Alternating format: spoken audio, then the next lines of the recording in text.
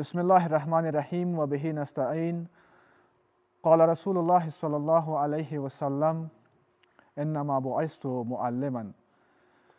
د ملي تلویزیون ګرانو معززو کتونکو د رادیو افغانستان شریعت غږ رادیو خوږو اوریدونکو السلام علیکم و رحمت الله وبرکاتو.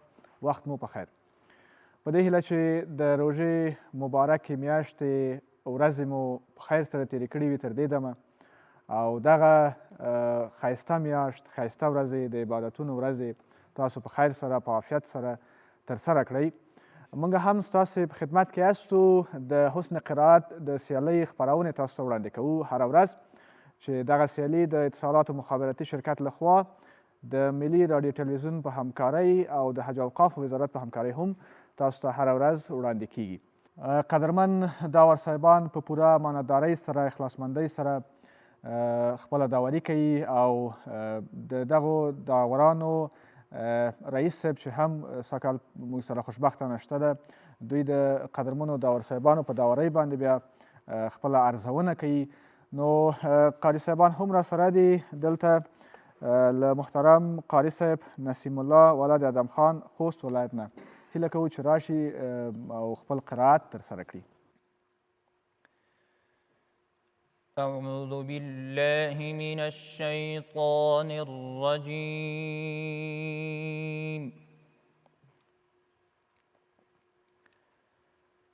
بسم الله الرحمن الرحيم.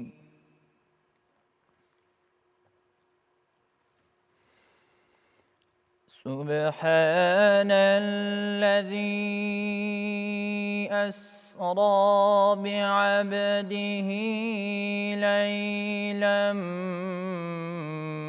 من المسجد الحرام إلى المسجد الأقصى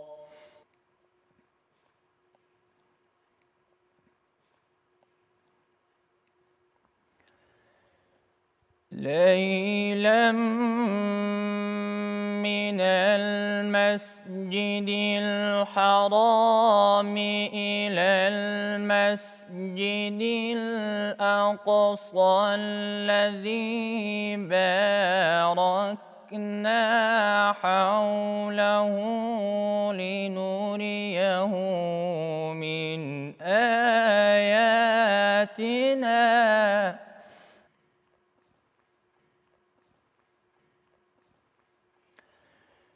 إنه هو السميع البصير.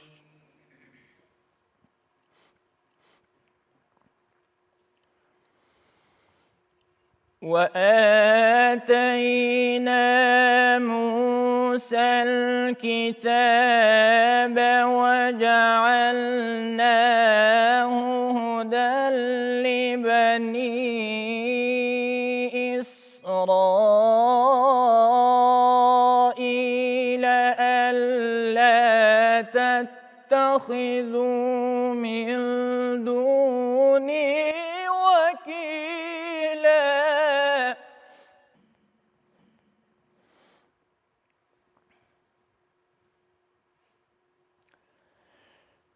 ذرية من حملنا مع نوح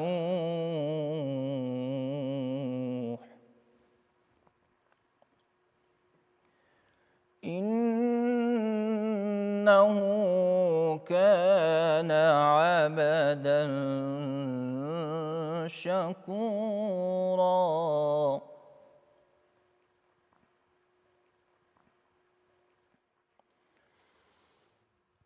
وقضينا إلى بني إسرائيل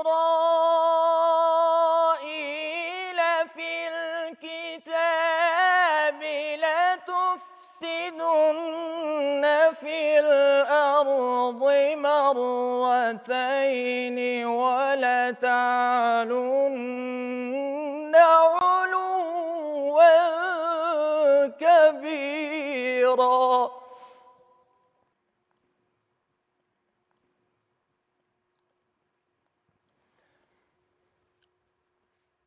فإذا جاء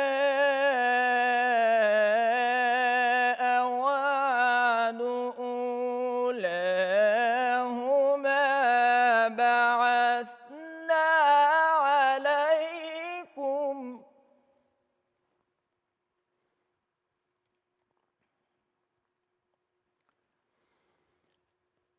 فإذا جاء وعد أولاهما بعثنا عليكم عبادا لنا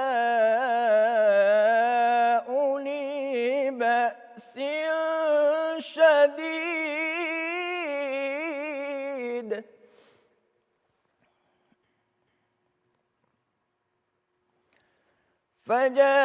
فجاسوا خلال الديار وكان وعدا مفعولا صدق الله العظيم. ماشاءالله جزاک الله خیرا. ډیره مننه قاري صاحب. جناب منقاد صاحب تاسو مهرباني وکړئ. قاري صاحب نسیم الله ښه تلاوت وکړ. په ابتدا کې ډېر زه همدته منتظره وم چې دی د کوم ځینې عاده کوي، خو ماشاءالله علم من المسجد الحرام نفس طولاني و ښه یو ځای تکرار درلوده. بل قاري صاحب تاسو عبادا لنا اولی بأس شدید باندې موقف وکړه، فجاسونه مو ابتدا وکړه. تاسو ته وایم قاري صاحبانو ته وایم چې په مسابقاتو کې اعاده لازم ده.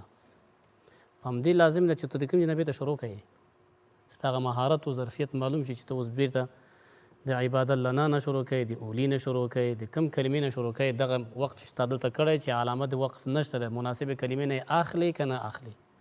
نو په همدې اساس باندې کوم قاري صاحب چې وقف وکړي هلته رموز او علامه د وقف نه ابتدا کوي. درست د امام جزري رحمت الله علیه فرمایي چې ولیس فی القرآن من وقف وجب ولا حرام غیر ما له سبب. لیکن په مسابقاتو کې دا ده چې ته به اعاده کوي چې ستا هغه مهارت معلوم شي چې ته د مناسبې کلمې نه اعاده کوي که نه کوي.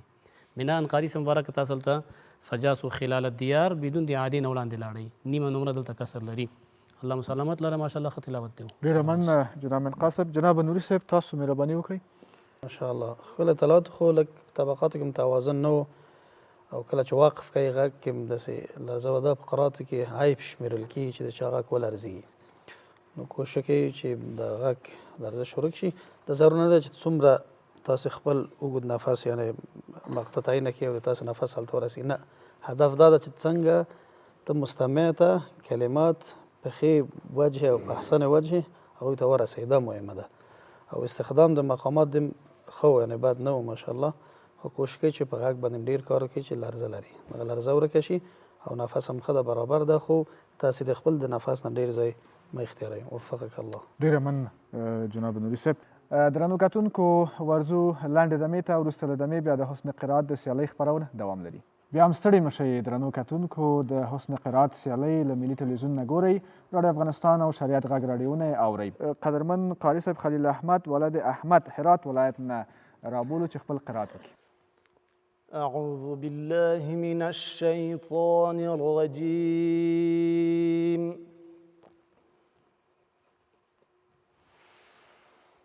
بسم الله الرحمن الرحيم.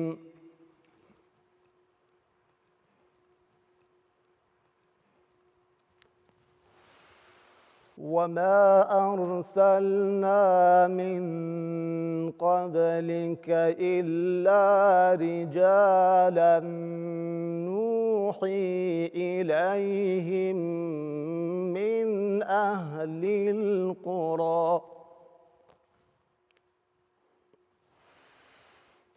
أفلم يسيروا في الأرض فينظروا كيف كان عاقبة الذين من قبلهم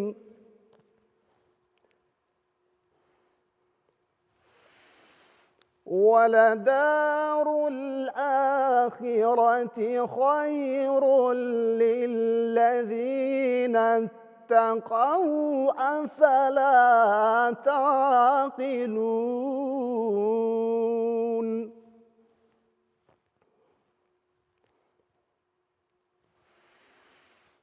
حتى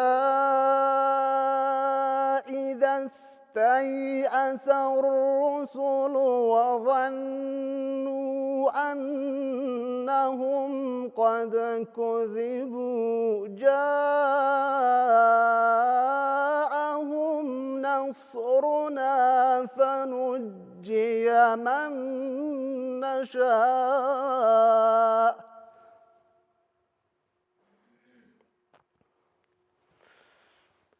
ولا يرد بأسنا عن القوم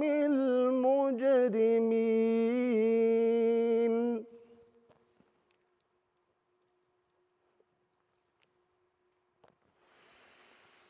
لقد كان في قصصهم عبرة لأولي الألباب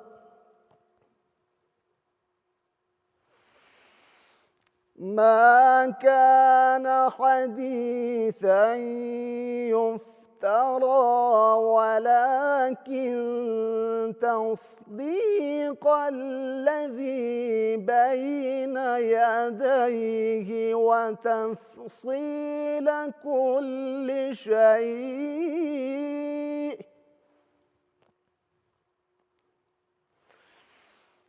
ولكن تصديق الذي بين يديه وتفصيل كل شيء وهدى ورحمة لقوم يؤمنون صدق الله العظيم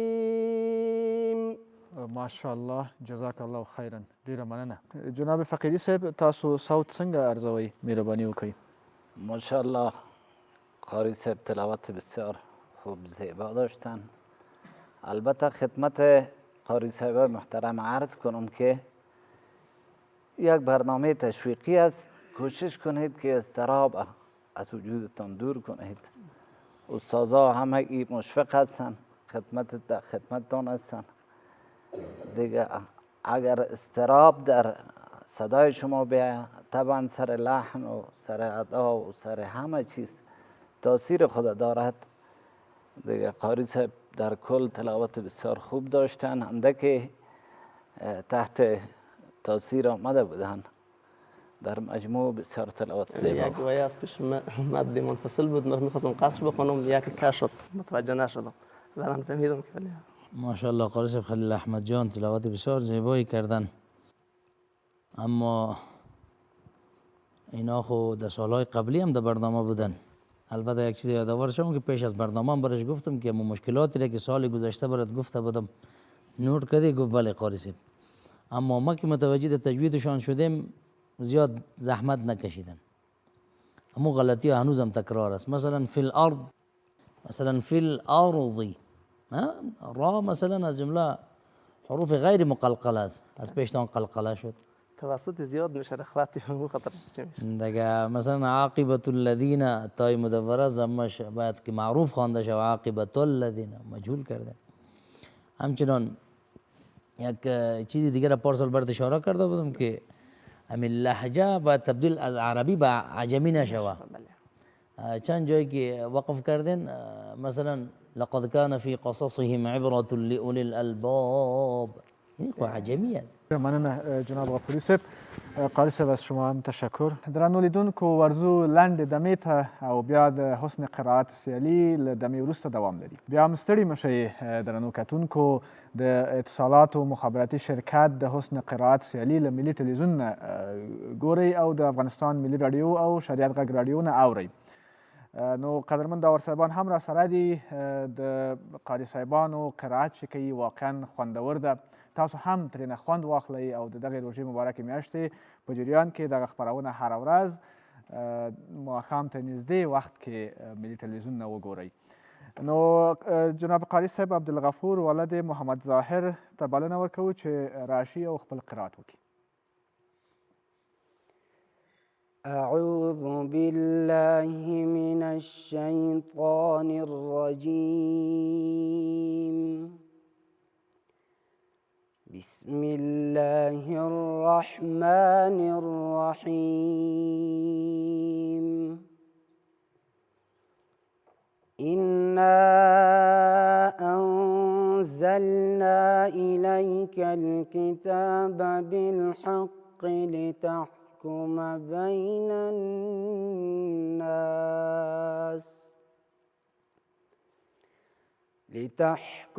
بين الناس بما أراك الله ولا تكن للخائنين خصيما واستغفر الله إن الله كان غفورا رحيما. ولا تجادل عن الذين يختانون أنفسهم إن الله لا يحب من كان خوانا أثيما.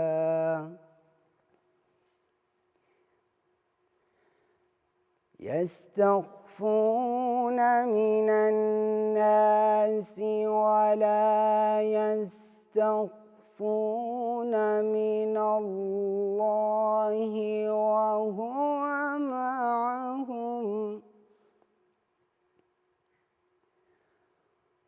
وهو معهم إذ يبيتون ما لا يرضى من القول وكان الله بما يعملون محيطا. ها أنتم هؤلاء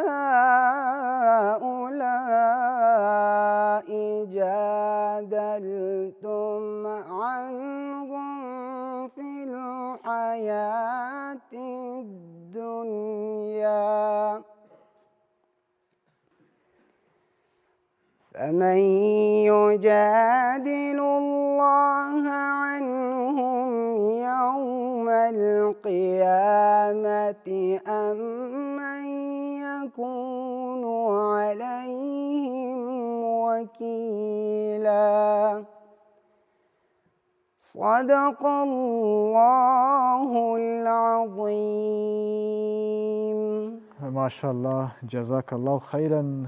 قاری صاحب محترم، شما متوجه باشین انشاءالله که داور صاحبا در مورد قرائت شما نظر دارن. حتما جناب نوری صاحب مهرباني وکړئ تاسو عربي لهجه څنګه ارزوئ؟ مننه کورودان. قاری صاحب ښکلی تلاوت خو په عموم کې دوی تلاوت دپاره کومه خاصه برنامه نه درلودله او تنوع نه لیدل کېده. حال دا چې غږ ډېر ښکلی غږ ده ماشاءالله تعالی که دوی په کارو کې ښه مستقبل او ښه راتلونکي لري، خو په شرط دی چې تمرین وکړي. یعنی غږ هم ښکلی ده خو ادا نه لري، یعنی یو تنوع هم نه لیدل کېږي. طبقاتو کې امکار نه ده کله چې ټیټې طبقات څنګه وایو جګې. نو لږ کوشش کوي انشاءالله په تمرین باندې تاسې کېدای شي چې راتلونکي خپرنګ ښه وځلېږي. ډېره مننه جناب نبي صاحب. جناب استاد بنقات مهرباني وکړئ تاسو. سلامات اوسئ صافی صاحب، ماشاءالله قاري صاحب عبدالغفور ښه تلاوت وکړ، لکه څنګه چې نوري صاحب اشاره وکړ. لیکن زه یو شی پخوا له دې نه چې تلاوت د ده ته وقف ابتدا ته راشم، نو دا مې چې بلخ ولایت کې موږ ماشاءالله ډېر ښه تکړه جهید حفاظ قرا لرو. زه نه پوهېږم چې قاري صاحب ماشاءالله ښه قاري دی، حافظ د قرآن دی، لیکن د شرایطو مطابق لکه څنګه نوري صاحب چې تلاوت اشاره ورته وکړه د تلاوت ونه کړ چې شرط د مسابقه د مرحله قراتو کې تحقیق دی. قاري صاحبانو ټول ولیدل چې د په هغې مرحله باندې تلاوت ونه کړ، تلاوت حدر وکړ. دلته چې راغی مې اول دا پوښتنه وکړه چې زه څه ووایم که نه، نو نه پوهېږم چې ولې د عدم معرفت د تحقیق د مرحلې سره درلوده. فمن یجادل الله عنهم که مې اعاده ونه کوله چې باید اعاده یې کړی وای، چې د دغه ظرفیت په اعاده او وقف کې معلوم شوی چې د کوم ځای نه د ابتدا او وقف کوي. مجموع کې ځکه حافظ د قرآن دی د تقدیر وړ ده، لیکن د دې لوی ولایت نه چې موږ هلته ډېر امیدونه لرو هغې ولایت ته، یعنې زه نه پوهېږم چې دی څنګه داسې ماشاءالله د مرحلې سره د اشنا نه ده د انتخاب شوی راغلی. الله دې سلامت لري و موفقیت ورته غواړم. ډیره مننه جناب بنقات صاحب. قاری صاحب از شما هم تشکر. میتونید که در جایگاه خود تشریف ببرین. تاسو درنو کتونکو نه هم ډیره مننه چې راسره وئ او د اتصالات و مخابراتي شرکت د حسن قرائت سیالي مو له ملي تلویزیون نه ولیده. نو په دې هیله چې سبا ته هم راسره اوسئ او دغه سیالي تر پایه پورې موږ سره تعقیب کړئ. قدرمن قاری صاحبان چې په راتلونکي کال کې انشاءالله موږ سره د ګډون هیله لري او غواړي چې خپل قرائت وازموي، هغوی نه هم هیلهمند یاستو چې په راتلونکي کال کې موږ سره په دغه سیالۍ کې ګډون وکړي او خپل قرائت وازموي. نو تر بیا او بلې خپرونې پاک الله مو مل.